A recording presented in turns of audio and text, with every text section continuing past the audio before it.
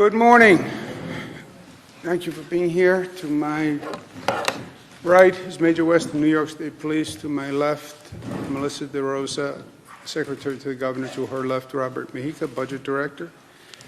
It's another long and ugly night in the United States of America. Last night, as it was in New York State. Day 97 of the coronavirus crisis. Day 12 of the civil unrest dealing with the aftermath of Mr. Floyd's murder. And this, my friends, is a dangerous combination, colliding crises, compounding each other. But our job is to address what is presented, and this is the reality that is presented, and this is what we will deal with.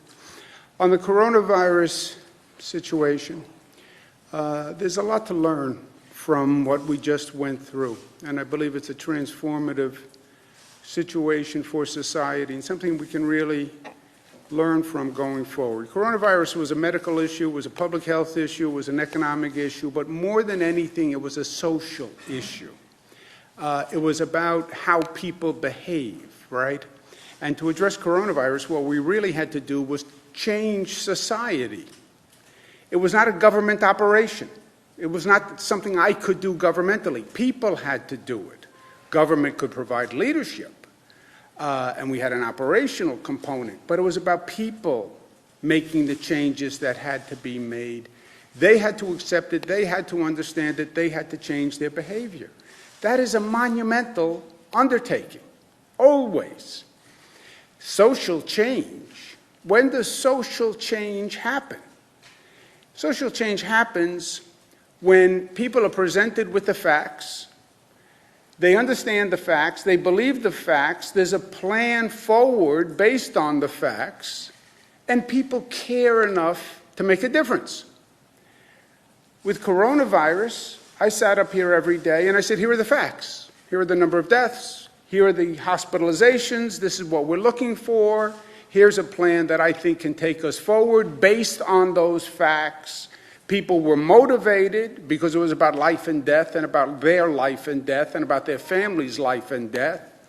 And we went forward. Compare that coronavirus situation to the situation we're in with the social unrest we see. People have seen Mr. Floyd's murder.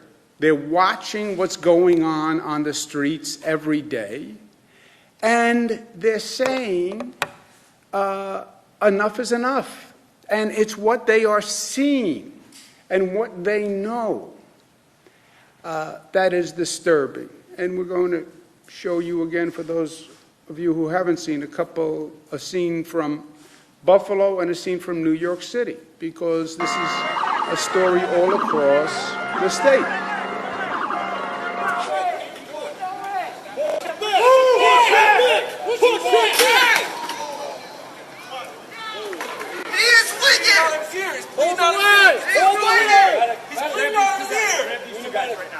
This is Buffalo, New York yesterday.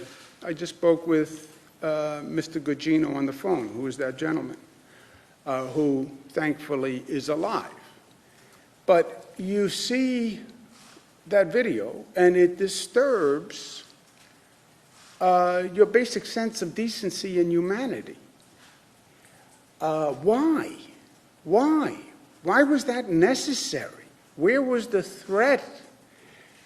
Older gentleman, where was the threat? And then you just walk by the person while you see blood coming from his head. And police officers walk by. It's just fundamentally offensive and frightening. It's just frightening. You say, like, who are we? How did we get to this place? Incidents of pushing the press. You have incidents of police getting hit with bricks in the head. You say, where are we? Who are we? And these are undeniable situations. Buffalo situation, I want to applaud Mayor Byron Brown. Mayor of Buffalo suspended the police officers yesterday. immediately, and I believe the district attorney is looking into it from a possible criminal liability point of view, and I applaud the district attorney for moving quickly. But people see this. They see the facts. Now, when you have all this emotion, you have to focus on the facts and the intelligence of the matter, right? It can't be about emotion. Of course, police must protect the public safety, and police must protect themselves. That's a fact. Of course, there are also cases of police abuse and the abuse of power. That's a fact. You can have two coincident facts.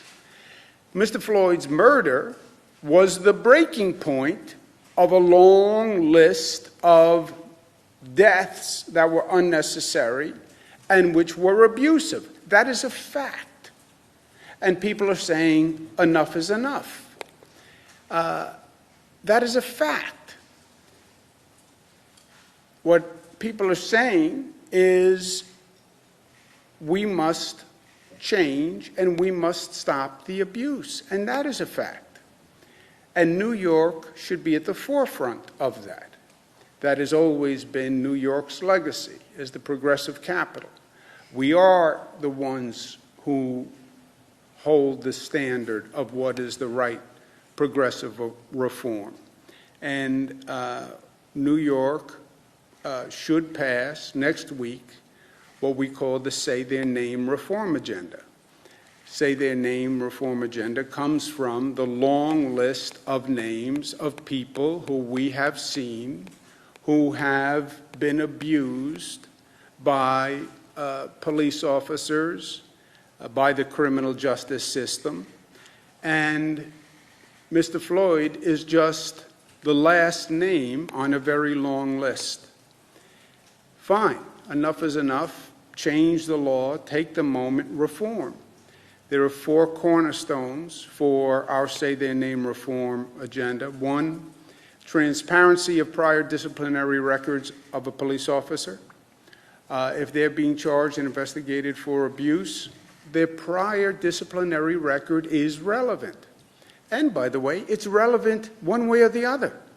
If there were no other disciplinary proceedings, that can exonerate the person who is charged. If there are prior disciplinary proceedings for this type of behavior, then yes, it is evidentiary. But people should know. Chokeholds. We went through this with Eric Garner. Again, you saw it with Mr. Floyd's death, but we learned it first with Eric Garner and many, many other cases, by the way. Why? We've seen 9/11 calls, which are race-based false calls. A false 9/11 call based on race should be classified as a hate crime in the state of New York. We know that it's wrong for the local district attorney to investigate the police force from that county. By executive order, I did the Attorney General as an independent prosecutor. That should be codified in law. I did it 5 years ago. But these are the cornerstones of a real reform agenda that can address what is going on the street. Reform works for everyone's interest here. Stopping police abuse vindicates the overwhelming majority, 99.9% of the police, who are there to do the right thing and do the right thing every day. It restores the confidence, the respect, and the trust that you need to make this relationship work. You have to heal the police-community relationship. That has to happen for the sake of the police and for the sake of the community. You look at this looting that's been going on in New York City. This hurts poor communities and distressed communities. You saw many businesses destroyed that are relied upon by that community. You can't have the relationship that works one way or the other. And even in this politically partisan, racially charged environment, there is still a truth, and there are still facts.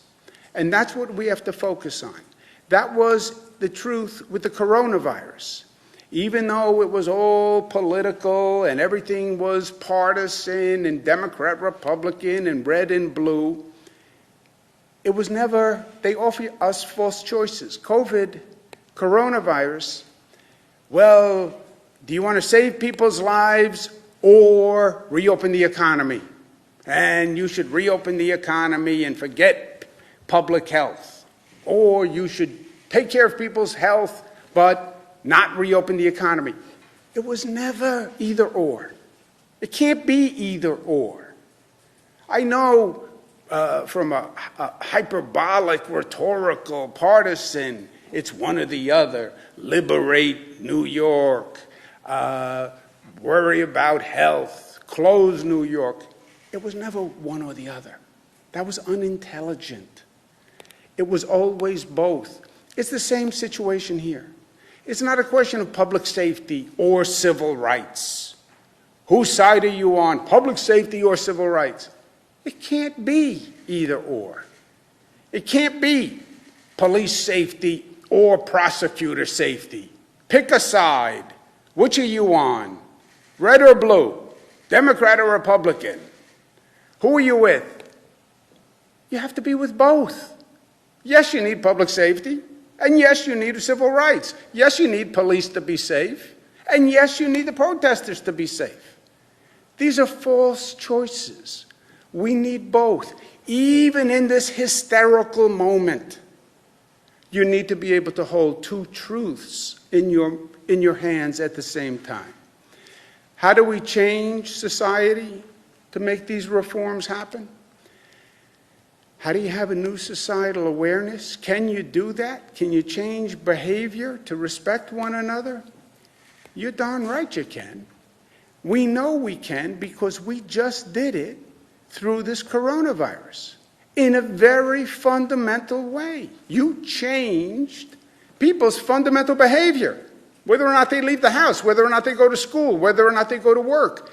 They changed themselves. Remarkably fast and remarkably effective.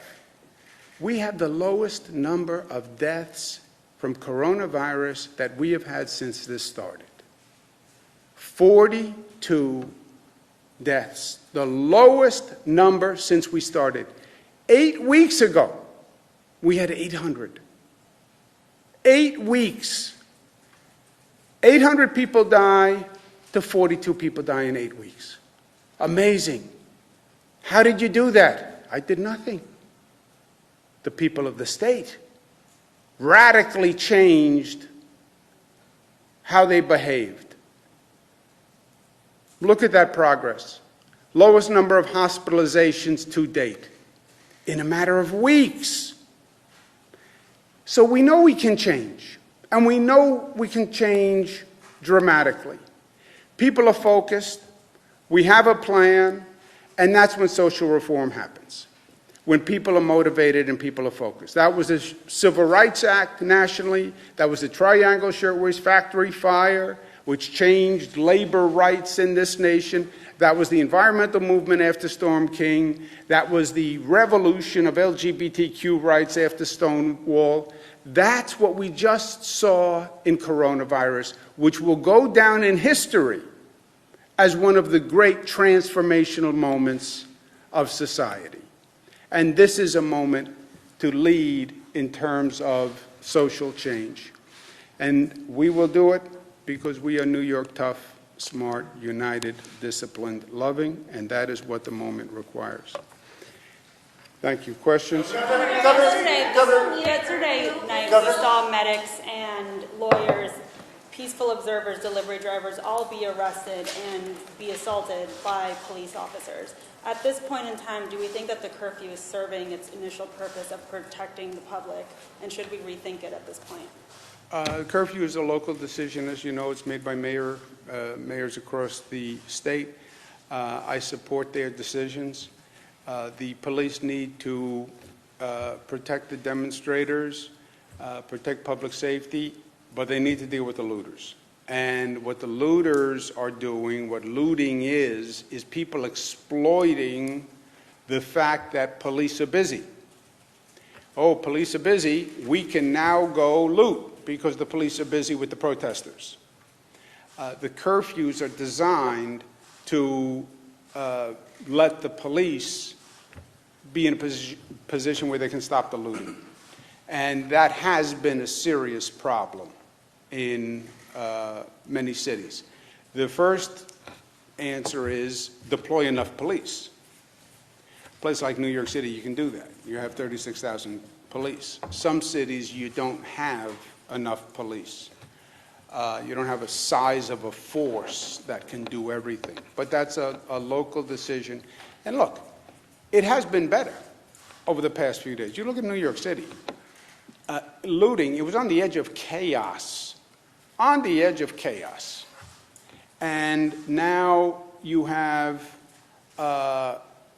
people who, a police force in the city that is adequately deployed. You have enough police. It's they have a better management plan, and you have not seen the looting the past couple of days. Governor, but with all... The entire protests have been sparked by the over-policing of black and brown communities. Why is it that more law enforcement is needed when the thing that they're protesting against? Have you seen the videos of the looting? I've seen the videos of the looting. Okay. So if that was your business that was just destroyed, or your house that was just destroyed, you would understand why you need police, because your house was just destroyed. Governor, with all due respect, you announced the curfew with Mayor de Blasio. Yes. So what is your opinion about this? The clashes that you have just highlighted are in large part because of the enforcement of the curfew. Do you think the curfew is serving its purpose at this point, or should it be canceled? It has been canceled in other cities. Yeah, well, let's just, I know you're the Times, but you don't get to make up your own facts, right? Okay. The curfew is a local decision, right? It is not a state curfew. It's a local curfew. Cities put the curfew in. I do not put the curfew in. You are right. I announced the curfew with Mayor de Blasio in New York City after a night of looting and craziness at 11 o'clock. The mayor then revised the curfew, right, to 8 o'clock and extended it, which I had nothing to do with. It's a matter of fact, right? Mr. Jesse? Yes, that's the fact. So start with facts. That's what I'm trying to say. Start with facts and then have an opinion. If you have your own facts, then you have your own opinion. But people, let me finish. People don't get to have their own facts because then you have all these different opinions because they have their own facts. So New York Times or not, you still have to have facts. Your facts were wrong. These are the facts. Hold it. It's a city decision. I announced the New York City one with the mayor at 11. He then went to 8 o'clock and has extended it, which I've said nothing on. I support the mayor's decisions. They are on the ground.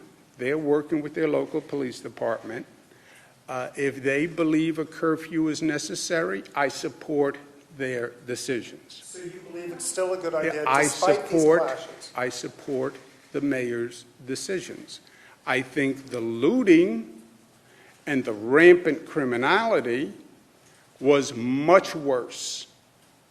The situation we were in New York City, which spurred the curfew, was much worse.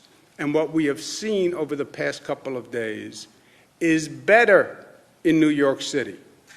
Better. It is better, and that's undeniable, by the way.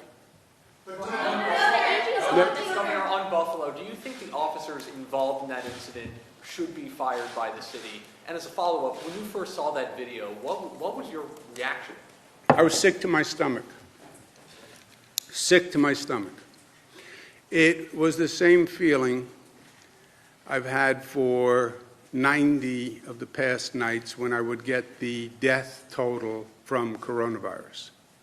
I would physically get sick to my stomach. And when I saw the video, I got sick to my stomach. Not to be overly graphic, but that is the answer to your question. I think Mayor Brown was 100% right in suspending the police officers last night. I think he acted quickly and appropriately, and I applaud that. The firing is then a contractual collective bargaining question, right? How do you go from suspension to firing by that contract and the process? But I would say I think the city should pursue firing, and I think the district attorney should look at the situation for possible criminal charges.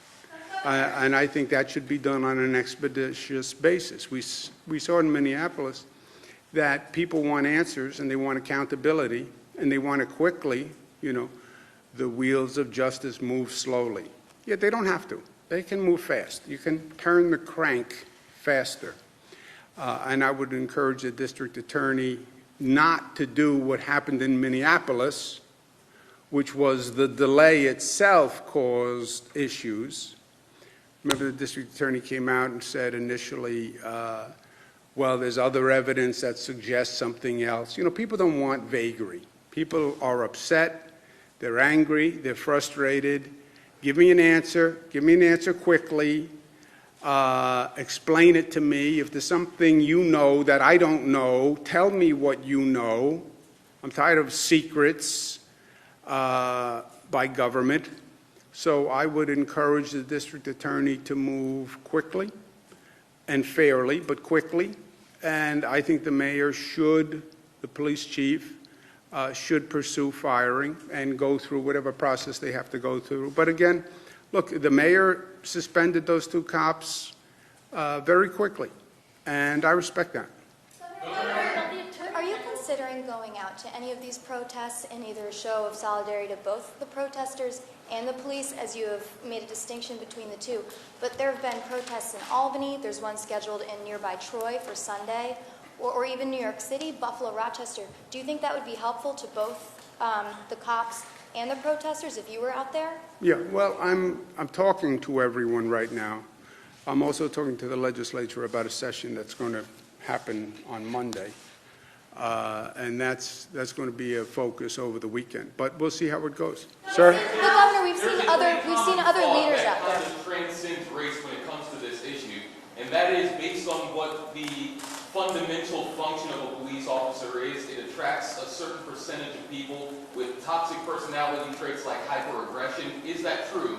And if so, is there any way to actually address that legislatively? All due respect to what we see here, most of this is on the back end once the damage is done, and you can ban a chokehold, but there are other ways that police can cause damage, and there are uses of force, which kind of goes back to, are the best people doing the job? What is your opinion on that common thought? Well, look, you have sophisticated testing mechanisms that are used to hire police. You have civil service tests that are used to hire police. You have training of police, etc. I don't know that there's any credence in that this occupation attracts a certain type of person. Look, to be a police officer is truly public service, and I have total respect for the occupation, and I have total respect for the people who do it. You know, this is a tough job. It is a tough job, and you put your life in harm's way. There's no doubt about that. And also, look at the circumstance. Today, with these video cameras and telephones that have cameras, everything winds up being videotaped, right? Everything. I can tell you just personally, everything gets videotaped. You're walking in a parade, you scratch your ear, and, you know, that's on the nightly news. Everything is videotaped. So, and remember what's happening here. I already said the Attorney General is going to investigate the police conduct. So the Attorney General is investigating in real time. This is like, new age reality TV. You have these videos. I already told the Attorney General to do an investigation. Everything they're doing is being videotaped and is being investigated immediately, because the investigation report has to be due in less than a month now. So the police officers know that they're being videotaped. They know it. The protesters know they're being videotaped. So they all know that there's going to be total accountability. It's not like the old days, you know, where you had to get a tip and a rumor and this, and you had to go back. It's all on videotape. So, and I've had these conversations directly with them. What you are doing is going to be on videotape tonight. So there is no pretense or hiding or maybe I'll get away with something. There's no getting away with anything. It's all on videotape. And the AG is investigating, and it's happening now in real time. Say that, I'm sorry? Would body cameras provide the proper context, because a lot of cell phone video or sometimes dash cam video doesn't show everything? If all officers had body cameras, would that vindicate the officers? I think that would be helpful. I don't think any of these things are the silver bullet, right? You look at a lot of the video that came from the Mr. Floyd murder. It's from video, it's from phones, it's from observers, it's from security cameras. But my point to the police and the protesters is, whatever you do, just assume that it's going to be videotaped, and the Attorney General is going to look at it tonight. That's where we are. Before you go out there tonight, when a police officer is getting dressed, suited up, a protester is calling their friends to go out, assume we're going to watch the video tonight and the Attorney General is going to watch it tonight. And if there's any potential liability, it will be immediate. Let's take one more. Joseph? I want to ask you about school board elections are Tuesday. Schools are having a difficult time either getting these ballots out, so they either want to have the vote delayed a week or to allow the votes to come in postmarked Tuesday rather than delivered to the district on Tuesday. A lot of confusion out there. Are you looking at that at all? We are looking at that. We don't have a decision yet. We will over this weekend. I understand the issue, and we're looking at it, and we'll have a decision by Sunday. Thank you, guys. I'll see you tomorrow. You have to work on Saturday. You get time and a half.